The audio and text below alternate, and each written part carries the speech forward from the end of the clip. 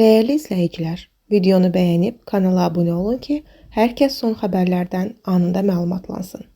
Uşaq hüquqları haqqında yeni hazırlanmış qanun qüvvəyə minib. Xəbər verilir ki, bununla bağlı Prezident İlham Əliyev qanunu imzalayıb. Sənəddə uşaq hüquqları 8 fəsil və 63 maddə ilə təsbit olunub.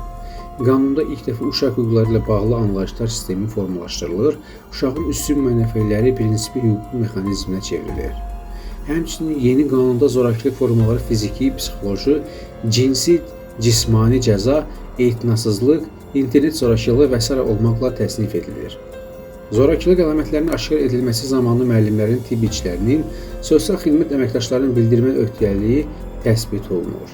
Zorakılığa məruz qalmış uşağın tibbi, psixoloji, sosial reabilitasiya dövlətin birbaşa öhdəliyi kimi müəyyən edilir.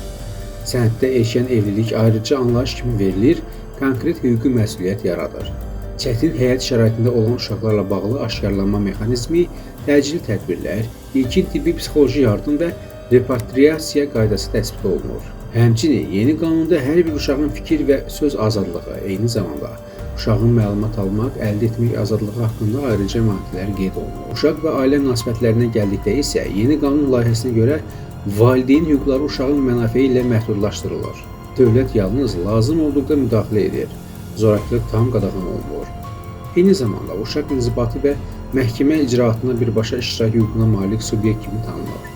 Uşaq yönümlü prosedurlar, yaşa uyğun izahat, hüquqi yardım, nümayəndə ilə təminat ayrıca maddələrlə tənzimlənir.